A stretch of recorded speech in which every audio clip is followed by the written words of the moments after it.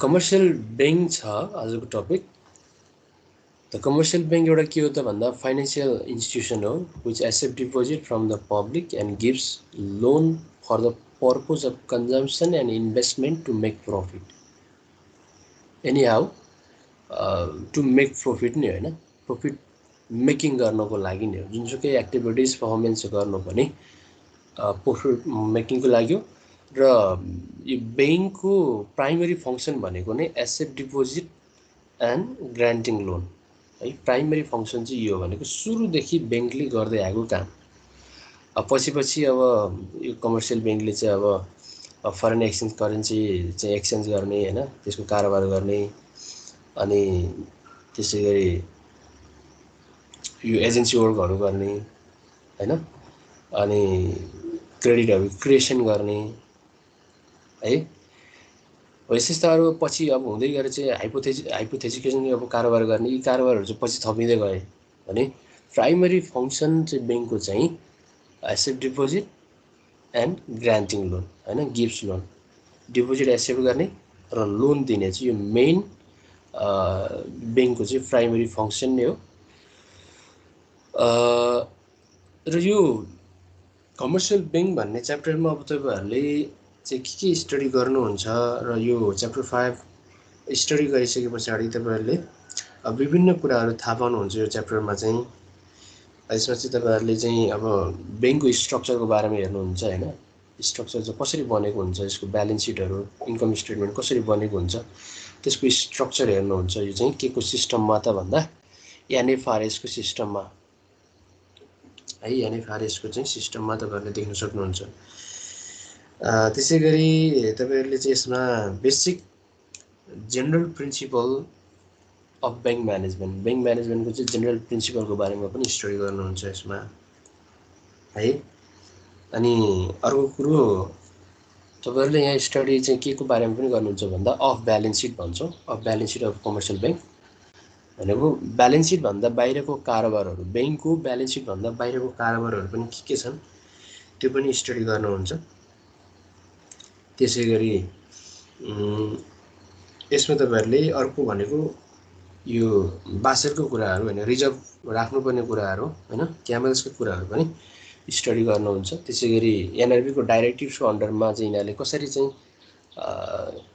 लिक्विडिटीहरू maintain गरेका हुन्छन् होइन, लायबिलिटी कसरी चाहिँ मेन्टेन गरेका हुन्छन्, ती कुराहरू पनि स्टडी गर्छौँ तपाईँहरू हामी सबै मिलेर। र अहिले अब तपाईँहरूले देख्न सक्नुहुन्छ 27 कमर्सियल बैंक छ नेपालमा। यो चाहिँ 21 मे 7 को डाटा अनुसार हो यो। र अहिले पछिल्लो चरणमा बिस्तारै अब नयाँ डाटामा चाहिँ 26 भएर आउँछ, किनभने अब हिमालयन बैंक र इन्भेस्टमेन्ट बैंक चाहिँ अहिले मर्ज प्रोसेसमै छ। त्यो भएको हुनाले अब आउने बैंकको डाटा चाहिँ 27 भएर आउँछ। यो चाहिँ 21 मे 7 को डाटामा चाहिँ अहिले नेपालमा 27 बैंकहरू छ है। ओके, अब फाइनेन्शियल स्टेटमेन्टको कुराकानी गर्नुपर्दा अथवा योभन्दा अगाडि पनि हामीले यो कमर्सियल बैंकको स्टडी गरेका छौँ। हामीले ए क्लास अफ बैंक हो, ए टर्म चाहिँ मिनिमम पेड क्यापिटल पुर्याउनु पर्यो होइन, यो चाहिँ टोटल इकोनोमीको 86% चाहिँ यसले कभर गरेको छ भन्ने कुरा अगाडि हामीले चाहिँ स्टडी गरिसकेको पनि छौँ। अब हामी सरस्वती अगाडि बढौँ। Financial statement and financial reporting सिस्टममा जाउँ। कमर्सियल बैंकको फाइनेन्शियल स्टेटमेन्ट र फाइनेन्शियल रिपोर्टिङ सिस्टम चाहिँ के को थ्रुमा बनाउनु पर्छ त भन्दा जस्तै ब्यालेन्स सिट, इन्कम स्टेटमेन्ट चाहिँ अन्डर एनएफआरएसको अन्डरमा बनाउनु पर्ने हुन्छ। र बैंक एसेट्समा अब के पर्छन् र बैंक लायबिलिटिजमा के पर्छन् त्यसलाई हेरौँ सरस्वती। ल बैंक एसेट्समा जाउँ पहिला।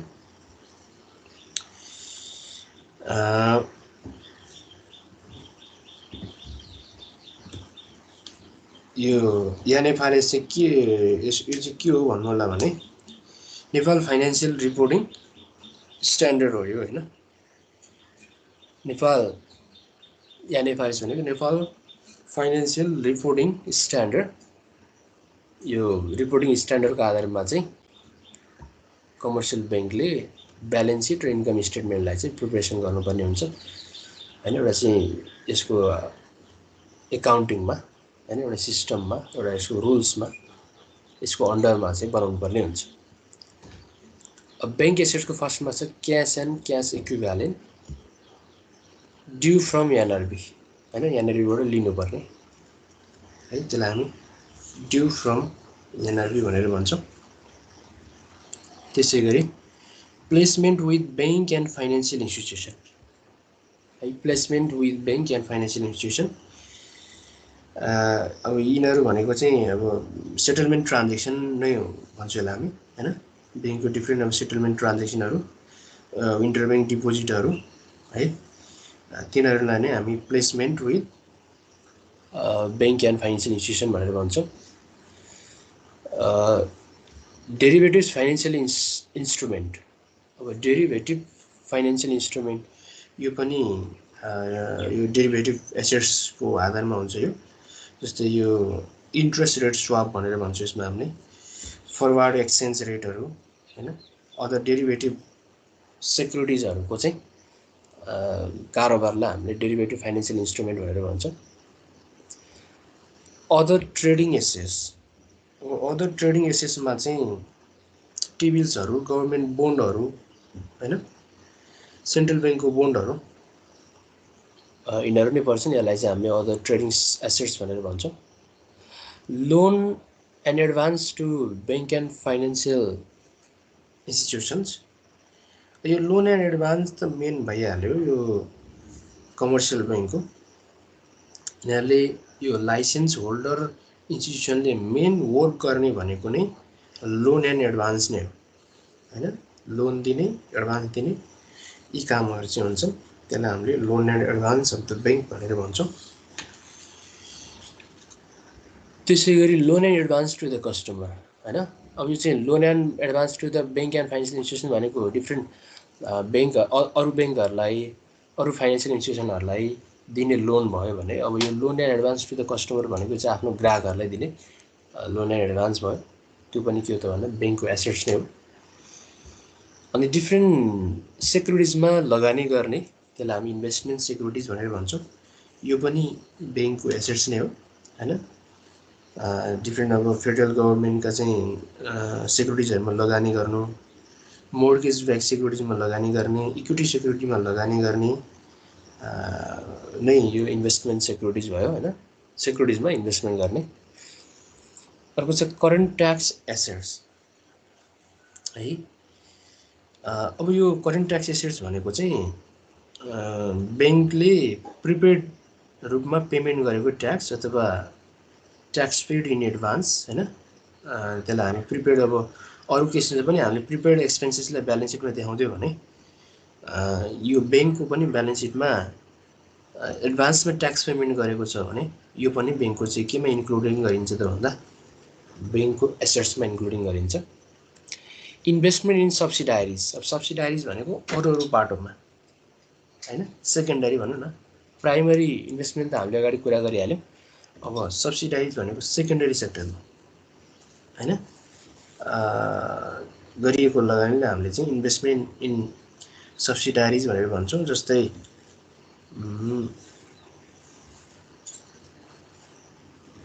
आजभोलि तपाईँहरूले यो के बुझ्नुहोस् भने, जस्तै मैले एउटा इक्जाम्पल दिन्छु, प्रभु ब्याङ्कको इक्जाम्पल दियो भने यसले आफ्नो प्रभु क्यापिटलमा लगानी गरेर इस्टाब्लिस गरेको हुन्छ। Securities market buying and selling गर्नको लागि हैन, एउटा छुट्टै डिपार्टमेन्टको रूपमा चाहिँ प्रभु क्यापिटल भनेर इस्टाब्लिस त्यो चाहिँ एउटा लगानी गरेको हुन्छ। त्यसलाई नै सब्सिडाइज भनेर भन्छौँ कि। यो सबै आफ्नो फाइनेन्सियल इन्स्टिट्युसनको हुन्छ, त्यो डेभलपमेन्ट ब्याङ्क होस् अनि कमर्सियल ब्याङ्क होस् हैन, अरू कम्पनीहरूको होस्, उनीहरूले चाहिँ सब्सिडाइज चाहिँ इस्टाब्लिस गरेको हुन्छ हैन, त्यसमा लगानी गरेको हुन्छ। जस्तै अर्को हेरौँ, एसबिआई ब्याङ्क हैन, स्टेट ब्याङ्क अफ इन्डिया भन्ने चाहिँ एउटा अर्को ब्याङ्क छ। अनि त्यो एसबिआई ब्याङ्कको सब्सिडाइज ब्याङ्किङको रूपमा चाहिँ, सब्सिडाइज इन्भेस्टमेन्टको रूपमा चाहिँ हामीले एसबिआई मर्चेन्ट ब्याङ्किङलाई लिन्छौँ हैन। जस्तो मेगा ब्याङ्कको मेगा क्यापिटल भने जस्तै सम्पूर्ण फाइनेन्सियल इन्स्टिट्युसनको आफ्नो सेक्युरिटिजलाई कारोबार गर्ने एउटा चाहिँ मर्चेन्ट ब्याङ्किङ हुन्छ हैन। हो त्यसमा लगानी गर्नु भनेको चाहिँ इन्भेस्टमेन्ट इन सब्सिडाइज हो हैन, सेकेन्डरी अथवा सेकेन्डरी वर्कको रूपमा चाहिँ लगानी गर्नेलाई हामीले इन्भेस्टमेन्ट इन सब्सिडाइज भनेर भन्छौँ।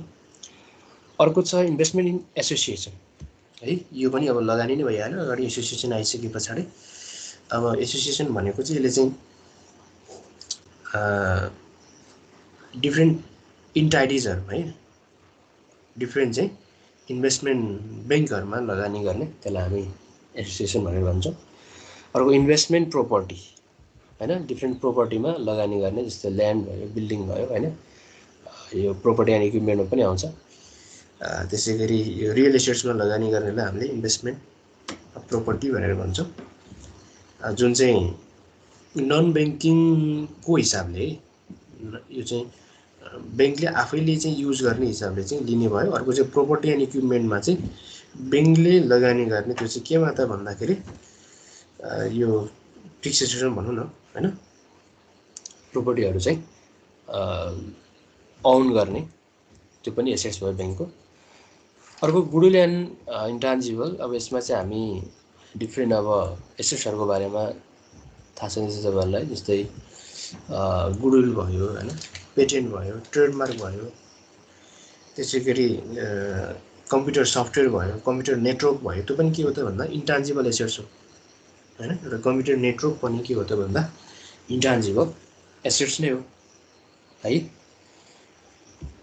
अर्को छ deferred tax assets. Deferred tax assets यो चाहिँ एनएफआरएसको अन्डरमा इन्क्लुड गर्नुपर्ने हैन, चेन्ज इन ट्याक्स रेटहरूलाई हामीले डिफर्ड ट्याक्स एसेट्स भनेर भन्छौँ। त्यो पनि एसेट्स नै भइहाल्यो।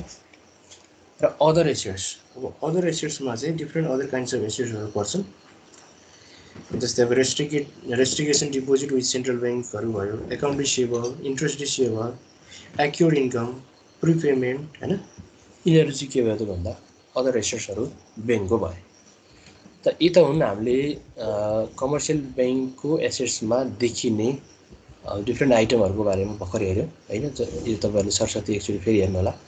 Cash and cash equivalent, due from NRP, placement with bank and financial institution, derivative financial instrument, other trading assets, loan and advance to the bank and financial institutions, loan and advance to customer, investment securities, current tax assets, investment in subsidiaries, investment in association, investment in property, property and equipments, goodwill and tangible assets, deferred tax assets र other assets है त। Other एसेट्समा अब account receivable, interest receivable, accrued income, यिनीहरू नै पर्ने भए। अब हामी हेरौँ ब्याङ्क ल्याबिलिटी साइडतर्फ। ब्याङ्क ल्याबिलिटिजमा के पर्छ त है। अब एसेट्समा चाहिँ ड्यू फ्रम आउँछ भने ल्याबिलिटिजमा ड्यू टु भनेपछि तिर्न बाँकी, ड्यू टु भनेपछि तिर्न बाँकी हैन, त्यसलाई तिर्नुपर्ने भन्ने मिनिङ आउँछ। Due to bank and financial institution हैन, एफआई भनेको फाइनेन्सियल इन्स्टिट्युसन, ब्याङ्क र अदर फाइनेन्सियल इन्स्टिट्युसनलाई तिर्न बाँकी, त्यो पनि ब्याङ्क ल्याबिलिटिज भयो। ड्यू टु ब्याङ्क्स एनआरबी भनेको नेपाल राष्ट्र ब्याङ्कलाई तिर्न बाँकी। Derivative financial instrument, derivative financial instrument यदि इस्यु गरेको छ भने त्यसमा त्यसलाई पनि तिर्नुपर्ने हुन्छ।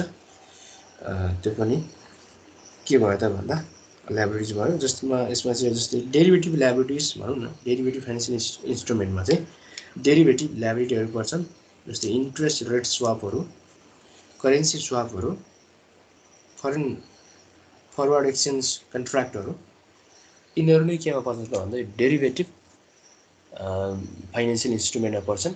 यो चाहिँ के को रूपमा आउँछ त भन्दा ल्याबिलिटिजको रूपमा आउँछन् के। अहिले हामीले यहाँ डेरिभेटिभ फाइनेन्सियल इन्स्ट्रुमेन्टको बारेमा कुरा गर्यो, चाहिँ एसेट्सको रूपमा आउँछ, जो रिसिभेबलको कुरा आउँछ, लिनुपर्ने लगानीको रूपमा आउँछ, यो चाहिँ दिनुपर्ने ल्याबिलिटिजको रूपमा आउने है त। अर्को चाहिँ डिपोजिट फ्रम कस्टमर, कस्टमरले को डिपोजिट के गर्नुपर्छ त भन्दा फिर्ता गर्नुपर्ने हुन्छ। यहाँ हेर्नुहोस् अघि यहाँ deposit loan and advance to the customer, कस्टमरलाई चाहिँ लोन र एडभान्स दिने त्यो चाहिँ लिनुपर्ने हुन्छ भने डिपोजिट फ्रम कस्टमर, कस्टमरले राखेको डिपोजिट चाहिँ दिनुपर्ने हुन्छ, त्यही भएर चाहिँ ल्याभरेजको रूपमा आयो। यी सबै डिपोजिट अब डिमान्ड डिपोजिट, सेभिङ डिपोजिट र टाइम डिपोजिट सबै यो डिपोजिट फ्रम कस्टमरमा पऱ्यो र कस्टमरलाई फिर्ता गर्नुपर्ने ल्याभरेजको रूपमा आयो। अब बोरोइङ गरेको छ भने पनि त्यो पनि के गर्नु पर्यो भने त्यो चाहिँ ल्याभरेजको रूपमा आउने हुन्छ हैन, त्यो पनि ल्याभरेज नै भयो, तिर्नुपर्ने हुन्छ नि त। बोरोइङ कसैबाट सापटी लिएको छ भने पनि त्यसलाई तिर्नुपर्ने हुन्छ। अर्को छ करेन्ट ट्याक्स ल्याबिलिटिज हैन, छोटो समयको रूपमा तिर्नुपर्ने ट्याक्स भनेको 1 वर्षभित्र तिर्नुपर्ने ट्याक्सलाई हामी करेन्ट ट्याक्स ल्याबिलिटी भनेर भन्छौँ। अनि ब्याङ्कले छुट्याउनु पर्ने दायित्वको रूपमा आउँछ त्यो पनि प्रोभिजन हैन, भेरियस काइन्ड्स अफ प्रोभिजन राख्नुपर्ने हुन्छ ब्याङ्कहरूले। रिजर्भ प्रोभिजन भयो, जेनरल रिजर्भहरू भए हैन, अदर इन्ट्रेस्टको प्रोभिजनहरू सबै यो प्रोभिजनमा पर्ने भयो। अर्को छ डिफर्ड ट्याक्स ल्याबिलिटी है। डिफर्ड ट्याक्स ल्याबिलिटी यो पनि ल्याभरेजको रूपमा आयो। यो पनि due for the current period भनेर भन्छौँ। तिर्नुपर्ने तर अहिलेसम्म तिरेको छैन भने त्यसलाई हामी डिफर्ड ट्याक्स ल्याबिलिटी भनेर भन्छौँ है। त्यसलाई हामी आउटस्ट्यान्डिङको रूपमा लिन्छौँ, डिफर्डलाई चाहिँ आउटस्ट्यान्डिङको रूपमा लिन्छौँ है, यो तपाईँहरूले ध्यान दिनु होला। डिफर्ड ट्याक्स ल्याबिलिटी भनेको तिर्नुपर्ने यो वर्षको तर अहिलेसम्म तिरेको छैन भने त्यसलाई हामी डिफर्ड ट्याक्स ल्याबिलिटी भनेर भन्छौँ। र डिफर्डको अर्को वर्डमा तपाईँहरूले आउटस्ट्यान्डिङ भन्ने सम्झिनु भयो भने सजिलो हुन्छ। आउटस्ट्यान्डिङ भनेको पनि तिर्न बाँकी नै भयो है। अब यो अदर ल्याबिलिटी भनेको अरू दायित्व हैन, अरू तिर्नुपर्ने दायित्व हैन। यसमा चाहिँ अब डिफ्रेन्ट ल्याबिलिटिजहरू पर्छन्, जस्तै सर्ट टर्म इम्प्लोइ बेनिफिटहरू हैन, liability for long service लिभहरू, gratuity फन्डहरू भयो, पेन्सन फन्डहरू भयो। यिनीहरू चाहिँ के हुन्छ भन्दा अदर ल्याबिलिटिजहरू भयो यो ब्याङ्कको। अर्को डेप्ट सेक्युरिटी इस्यु, डेप्ट सेक्युरिटी इस्यु गरेको छ भने त्यो पनि एउटा सर्टेन टाइम पिरियड पछि तिर्नुपर्ने हुन्छ, त्यो पनि ल्याबिलिटिजको रूपमा आयो हैन। जस्तै बोन्डहरू इस्यु गर्दाखेरि डिभेन्चर इस्यु गरेको हुन्छ, त्योबाट पैसा चाहिँ कलेक्सन गरेको हुन्छ ब्याङ्कले, तर निश्चित समय पछाडि त त्यसलाई फिर्ता गर्नुपर्ने हुन्छ। त्यसै गरी त्यसको चाहिँ इन्ट्रेस्ट त इयर वाइज नै हैन पेमेन्ट गर्नु पर्यो, त्यसलाई चाहिँ हामी डेप्ट सेक्युरिटी इस्यु भनेर भन्छौँ। अर्को छ सबअर्डिनेटेड ल्याबिलिटी। त सबअर्डिनेटेड ल्याबिलिटीमा चाहिँ यसमा चाहिँ कुमुलेटिभ ल्याबिलिटिजहरू पर्छन् र रिन्युअल ल्याबिलिटिजहरू पर्छन्। अहिले हामीले कुरा गरिहाल्यौँ डेप्ट सेक्युरिटिजको कुरा र अदर डिफ्रेन्ट क्रेडिटर्सहरूको चाहिँ फिर्ता गर्नुपर्ने हैन, फिर्ता गर्नुपर्ने सेक्युरिटीको कुरा, जस्तै डेप्ट सेक्युरिटीको कुरा गऱ्यौँ हामीले। अनि त्यसै गरी अदर कुनै क्रेडिटरलाई हैन, कुनै क्रेडिटरलाई चाहिँ दिनुपर्ने कुमुलेटिभको कुरा हैन। यसमा चाहिँ अब कुमुलेटिभ भन्न चाहिँ कस्तो हुन्छ भने त्यो एउटा कम्पनी यताबाट चाहिँ ब्याङ्कमा लगानी गर्ने प्रिफर्ड स्टक होल्डरहरू हुन्छन्, डेप्ट स्टक होल्डरहरू हुन्छन्, उनीहरूको इक्विटी स्टक होल्डरहरू हुन्छन्, उनीहरूको क्रेडिटर्सहरू हुन्छन्। र यदि ब्याङ्क चाहिँ धेरै चाहिँ नाफामा नगएर त्यो वर्ष चाहिँ उसले प्रिफर्ड स्टक होल्डरलाई, डेप्ट स्टक होल्डरलाई चाहिँ पेमेन्ट गर्न बाँकी छ अथवा रिडेम्सन गर्न बाँकी छ उनीहरूको डेप्ट सिक्युरिटिज हैन भने उसले त्यो वर्ष यदि कम्पनीको प्रफिट भएन भने अर्को वर्षबाट पेमेन्ट गर्छ भने त्यसलाई चाहिँ हामी सबअर्डिनेटेड ल्याबिलिटी भनेर भन्छौँ। यो अब डेप्ट होल्डरलाई मात्रै होइन कि क्रेडिटर्सहरूलाई पनि भयो हैन। कुमुलेटिभ भनेको चाहिँ त्यो है। कुमुलेटिभ भनेको अघिल्लो वर्ष नाफा भएन, तिर्न सकिएन भने अब यो वर्षको नाफाबाट अघिल्लो वर्षको पनि ल्याबिलिटिज पेमेन्ट गरिन्छ भने त्यसलाई हामी सबअर्डिनेटेड ल्याबिलिटी भनेर भन्छौँ। त्यसपछि अब इक्विटी क्यापिटल त ल्याबिलिटिजमा परिहाल्यो, ब्याङ्कको अब इक्विटी एन्ड ल्याबिलिटी साइडमा परिहाल्यो। अब यसमा पर्ने भनेको जस्तै अब सेयर क्यापिटल भयो, सेयर प्रिमियम भयो, return earning, reserve and funds, general reserve, statutory reserve हैन। यी सबै के भयो त भन्दा इक्विटी भयो। अब यसमा थाहा पाइराख्नुहोस् तपाईँले यो इक्विटीको पनि के भयो त भन्दा कोर क्यापिटल भन्छौँ, यसलाई हामी टायर आई क्यापिटल पनि भनेर भन्छौँ, टायर आई क्यापिटल पनि भनेर भन्छौँ है, कोर क्यापिटल। त्यसै गरी अर्को एक्सचेन्ज इक्विलाइजेसन रिजर्भ, सिआरएस रिजर्भ भनेको चाहिँ यसलाई हामी के भन्छौँ भन्दा कर्पोरेट सोसियल रेस्पोन्सिबिलिटी रिजर्भ होइन, कर्पोरेट सोसियल रेस्पोन्सिबिलिटी रिजर्भ पनि राख्नुपर्ने हुन्छ। यो चाहिँ कम्पनी एक्टमा नै मेन्सन गरेको कुरा हो। कम्पनी एक्टमा के मेन्सन गरेको छ भने कुनै पनि कम्पनीले नाफाको 1% चाहिँ रिजर्भ राख्नु पर्यो र त्यसलाई चाहिँ 1%लाई खर्च गर्नु पर्यो। 1% चाहिँ उसले सोसियल रेस्पोन्सिबिलिटीको रूपमा चाहिँ खर्च गर्नु पर्यो भन्ने कुरा छ, त्यसको लागि राख्ने रिजर्भ भयो। अर्को क्यापिटल रिडम्सन रिजर्भ, क्यापिटल फिर्ता गर्नुपर्ने त्यो पुँजीलाई चाहिँ रिजर्भ राखिन्छ भने त्यसलाई हामी क्यापिटल रिडम्सन रिजर्भ भनेर भन्छौँ। यो चाहिँ रिडिमेबल प्रिफरेन्स सेयरको लागि राखिन्छ होइन, फिर्ता गर्नुपर्ने प्रिफरेन्स सेयरहरू छन् भने त्यसको लागि चाहिँ क्यापिटल रिडम्सन रिजर्भ राख्ने गरिन्छ। त्यसै गरी रेगुलेटरी रिजर्भ होइन, यो ब्याङ्कहरू अपरेसन हुँदाखेरि राष्ट्र ब्याङ्कले चाहिँ विभिन्न समयमा चाहिँ रेगुलेटरी रिजर्भको रूपमा लिएर आउँछ क्या, रिजर्भ रेसियो घटाइदिने गरे हुन्छ।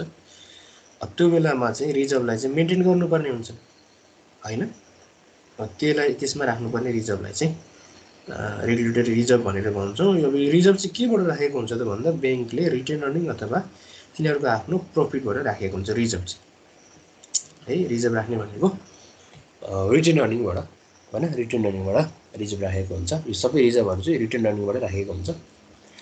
इन्भेस्टमेन्ट एडजस्टमेन्ट रिजर्भ, यो पनि अर्को नेक्स्ट टाइप्स अफ रिजर्भ भयो। इन्भेस्टमेन्ट एडजस्टमेन्ट रिजर्भको रूपमा आयो चाहिँ। अब यसमा चाहिँ यो इन्भेस्टमेन्ट एडजस्टमेन्ट रिजर्भ चाहिँ के को रूपमा आउँछ भन्दा त्यो ब्याङ्कको आफ्नो सेयर प्राइस होइन, त इन्भेस्टमेन्ट त फ्लक्चुएसन भइराखेको हुन्छ होइन, फाइनेन्सियल मार्केटमा उनीहरूको कन्डिसनले हेरेर फ्लक्चुएसन भइराखेको हुन्छ, कहिले बढ्ने कहिले घट्ने हुन्छ। हो त्यो कहिले बढ्ने कहिले घट्ने त्यो फ्लक्चुएसनबाट चाहिँ मेन्टेन हुनको लागि होइन ब्याङ्कले चाहिँ रिजर्भ राख्ने गर्छ। मेन रिजर्भ राख्नु भनेको नै के हो त भन्दा फाइनेन्सियल क्राइसिसबाट बच्नको लागि त हो नि होइन, फाइनेन्सियल क्राइसिसबाट बच्नको लागि त हो नि। जस्तो एउटा सिम्पल इक्जाम्पल हेर्नुहोस् न, हामीले हाम्रो घरमा आजलाई मात्रै पुग्ने चामल छ, भोलि पर्सिको लागि रिजर्भ छैन भने भोलि पर्सि चाहिँ मार्केटमा चाहिँ ठ्याप्पै बन्द भयो भने अब अर्को नेक्स्ट क्राइसिस पर्छ भने जस्तै यदि रिजर्भ राखेको छ होइन, हामीले 1-2 बोरा अथवा ग्यासको पनि 1-2वटा चाहिँ रिजर्भ राखेको छ भने एउटाले काम नगर्ने बित्तिकै अथवा भोलि कुनै एउटा क्राइसिस होइन प्रब्लम आउने बित्तिकै हामी अर्कोले युज गरेर चाहिँ डेली लाइफ रन गर्न सक्छौँ भने जस्तै गरी यो ब्याङ्कहरूले पनि भेरियस काइन्ड्स अफ रिजर्भ राख्नुपर्ने हुन्छ क्या। भोलि इनकेस त्यो क्राइसिस आओस्, त्यो प्रब्लम होस् अथवा नहोस् होइन, त्यो पछिको कुरा हो। तर त्यस्ता सम्भावित जोखिमलाई हटाउनको लागि नै विभिन्न प्रकारका रिजर्भ अहिले देख्नुभयो अहिले तपाईँले एक्सचेन्ज इक्विलाइजेसन रिजर्भ होइन। त्यसै गरी अब यो एक्सचेन्ज इक्विलाइजेसन भन्नासाथ तपाईँहरूले केमा चाहिँ यो के को लागि रिजर्भ राख्ने त भन्दा यो फरेन करेन्सीमा पनि उतार चढावहरू हुन्छन्, हो त्यो करेन्सी रिस्कलाई मेन्टेन गर्नको लागि नै यो एक्सचेन्ज इक्विलाइजेसन रिजर्भ राखेको। सिआरएस रिजर्भ भनेको कर्पोरेट सोसियल रेस्पोन्सिबिलिटी रिजर्भ भइहाल्यो होइन, भोलि खर्च गर्नको लागि होइन, उनीहरूको चाहिँ एउटा चाहिँ रिटर्न अर्निङबाट। क्यापिटल रिडम्सन रिजर्भ होइन, पुँजी फिर्तासँग सम्बन्धित भएका रिजर्भहरू हुन्छन्, जस्तै प्रिफरेन्स सेयरको फिर्ता गर्नुपर्ने हुन्छ होइन, त्यस्तै गरी चाहिँ बोन्डको फिर्ता गर्नुपर्ने हुन्छ, प्रिफर्ड स्टकको कुरा गरिहाल्यो, डिभेन्चर फिर्ता गर्नुपर्ने हुन्छ। अब त्यसलाई हामी क्यापिटल रिडम्सन रिजर्भ भनेर भन्छौँ। अर्को रेगुलेटरी रिजर्भ भनेको डिफ्रेन्ट अब रेगुलेसन गर्ने टाइममा मेन्टेन गर्नुपर्ने रिजर्भ भयो। अब इन्भेस्टमेन्ट एडजस्टमेन्ट रिजर्भ भनेको ब्याङ्कको प्राइसमा हुने उतार चढावबाट फ्युचरमा चाहिँ ब्याङ्कलाई इफेक्ट नपरोस् भनेर राख्ने रिजर्भ भयो। अर्को अब क्यापिटल रिजर्भ, यो त क्यापिटलको रिजर्भ भइहाल्यो होइन, पुँजीको चाहिँ रिजर्भ राख्ने होइन, व्यवस्था गर्ने प्रोभिजन राख्ने। त्यो चाहिँ किन भन्दा क्यास डिभिडेन्डहरू दिनुपर्ने हुन्छ ब्याङ्कले होइन, त्यो भएको हुनाले त्यो क्यास डिभिडेन्डहरू पेमेन्ट गर्नको लागि अब कुनै बेलामा क्यापिटल ग्रान्ट्सहरू पेमेन्ट गर्नको लागि होइन। त्यसै गरी क्यास रिजर्भ राख्यो भने मर्जर अथवा एक्विजिसनमा पनि काम लाग्छ यो होइन, त्यसको लागि पनि क्यापिटल रिजर्भ राख्नुपर्ने हुन्छ है। अर्को छ एसेट्स रिभ्यालुएसन रिजर्भ। अब एसेट्स रिभ्यालुएसन रिजर्भ भनेको अब यो पोजिटिभ भयो भने त यो रिजर्भ नचाहिने भयो, यदि नेगेटिभ आयो भने चाहिँ के हुन्छ भन्दा यो रिजर्भबाट चाहिँ काम गर्ने हुन्छ। जस्तै ब्याङ्कले ल्यान्ड एन्ड बिल्डिङमा लगानी गरेछ अथवा ल्यान्ड एन्ड बिल्डिङ छ अथवा कुनै लोन दिँदाखेरि ल्यान्ड एन्ड बिल्डिङको धितो अथवा धरोडी राखेर दिएको छ होला, भोलि गएर चाहिँ त्यो ल्यान्ड एन्ड बिल्डिङको भाउ चाहिँ एकदमै घटेर कम भयो कि ल्यान्ड एन्ड बिल्डिङको एउटा चाहिँ भ्यालुएसन छ त्यो चाहिँ कम भयो भने अब पैसा तिर्नेहरूले चाहिँ धितो राखेर लोन लिएको छ भने लोन तिरेनन् भने उसले त ल्यान्ड एन्ड बिल्डिङलाई बेचेर पनि ऋण असुल गर्नुपर्ने हुन्छ। र भोलिको दिनमा यदि ल्यान्ड एन्ड बिल्डिङको प्राइस चाहिँ घटेको छ भने त्यस्ता सम्भावित लसेसहरूबाट, त्यस्ता अनएक्सपेक्टेड लसहरूबाट ब्याङ्कहरू बच्नको लागि उनीहरूले एसेट्स रिभ्यालुएसन रिजर्भ राख्ने हुन्छ। हुन त 99% चाहिँ एसेट्स एन्ड बिल्डिङको रेट चाहिँ बढ्ने नै हुन्छ, घट्ने हुँदैन। तर कुनै कारणवश अहिले फर इक्जाम्पल लागि लिउँ न, यदि मान्छेहरूले मेलम्चीको आसपास भएको जग्गालाई चाहिँ धितो राखेर होइन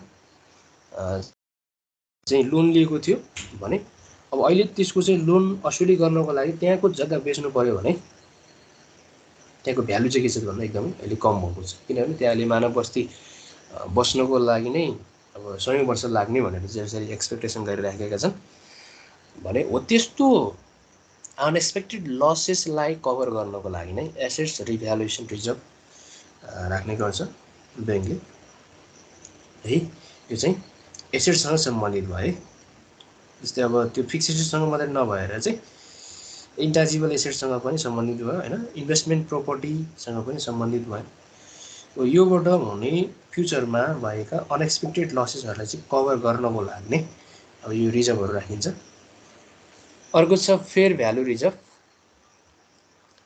यो फेयर भ्यालु रिजर्भ भनेको यो फाइनेन्सियल एसेट्सको फेयर भ्यालु नै रहने गरी होइन, यसमा चाहिँ चेन्जेस नआउने गरी ब्याङ्कले राख्ने एक प्रकारको रिजर्भ नै हो होइन। फाइनेन्सियल एसेट्सको फेयर भ्यालु चाहिँ डिटरमाइन गर्नको लागि राख्ने रिजर्भ। जस्तै कुनै एउटा चाहिँ वित्तीय संस्थाको प्राइस चाहिँ क्यालकुलेसन गर्नको लागि यसका सम्पूर्ण चाहिँ फाइनेन्सियल इन्डिकेटरलाई चाहिँ ध्यान दिने गरिन्छ। त्यसमा रिजर्भ पनि पर्ने भयो हो, रिजर्भ पनि पर्ने हो। रिजर्भले पनि यसको चाहिँ नेट वर्थलाई चाहिँ क्यालकुलेसन गर्न सकिन्छ होइन। जस्तै हामीले एउटा वित्तीय संस्थाको प्राइस क्यालकुलेसन गर्नको लागि हेर्ने भनेको जस्तै डिफ्रेन्ट अब इन्डिकेटरहरू छन्, जस्तै इपिएस भयो होइन, अनि पी रेसियो भयो, बुक भ्यालु भयो होइन, डिभिडेन्ड भयो। यी आदि कुरालाई चाहिँ हेरेर त्यो वित्तीय संस्थाको प्राइस कति हुनुपर्ने भन्ने कुरा चाहिँ त्यसको चाहिँ डिमान्ड र सप्लाईबाट चाहिँ क्यालकुलेसन पनि गर्ने गरिन्छ। र अर्को छुट्टै एउटा नेटवर्थ त छँदैछ, प्लस त्यो कम्पनीको चाहिँ एउटा इन्भेस्टमेन्ट भ्यालु भनौँ न, त्यो क्यालकुलेसन गर्नको लागि नै यो रिजर्भले पनि इम्पोर्टेन्ट रोल प्ले गरेको पनि हुन्छ। अर्को चाहिँ डिभिडेन्ड इक्वलाइजेसन रिजर्भ। यो चाहिँ अब डिभिडेन्डसँग सम्बन्धित भएको रिजर्भ भयो। यसले चाहिँ डिभिडेन्ड इक्वलाइजेसन गर्ने भयो रिजर्भले चाहिँ डिभिडेन्डसँग सम्बन्धित भयो। चाहिँ अब डिभिडेन्ड भन्नुले अब ड्युरिङ इयरको चाहिँ प्रफिट भयो होइन, एक वर्ष अवधिको चाहिँ प्रफिट बाट अब डिभिडेन्ड प्रोभाइड गर्ने कुराको चाहिँ रिजर्भ भयो होइन। अर्को छ एक्चुअरियल गेन है, एक्चुअरियल गेन छ।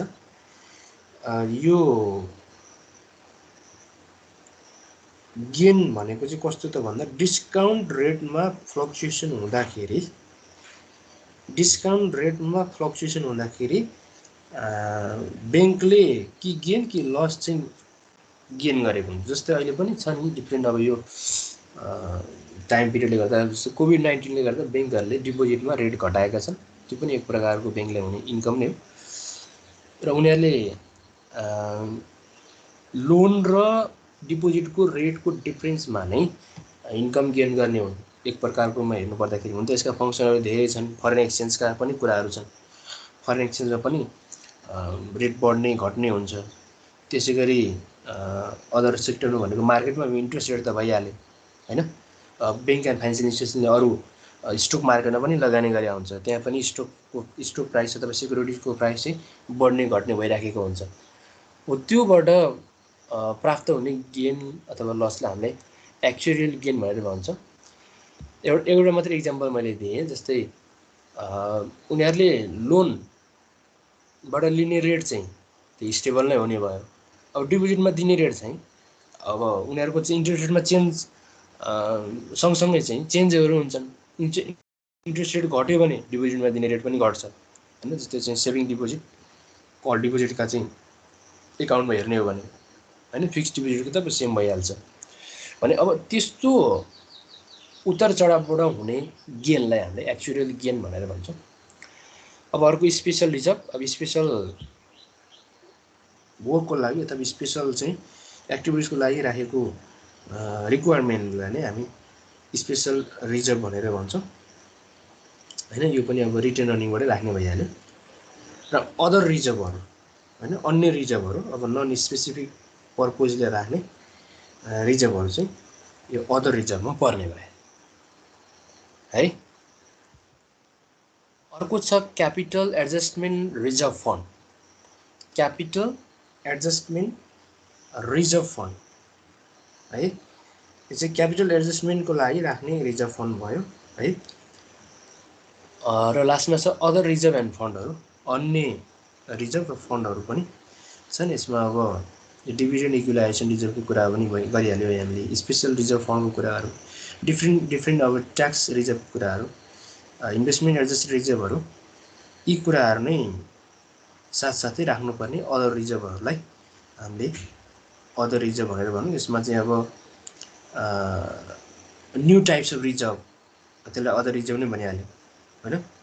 एक्सचेन्ज फ्लक्चुएसन फन्डहरू भयो, एक्युमुलेटेड प्रफिट अथवा लसको लागि राख्नुपर्ने रिजर्भहरू भयो, यिनीहरूलाई चाहिँ हामीले अदर रिजर्भमा राख्ने गर्छौँ होइन। Accumulated profit and exchange fluctuation fund नै अदर रिजर्भको रूपमा चाहिँ हामी ब्यालेन्स सिटको रिजर्भ एन्ड फन्ड भन्ने साइडमा देखाउने गर्छौँ है। र यिनीहरू भयो जेनरली ल्याबरेजको पार्टहरू। एकचोटि फेरि सर हेरौँ।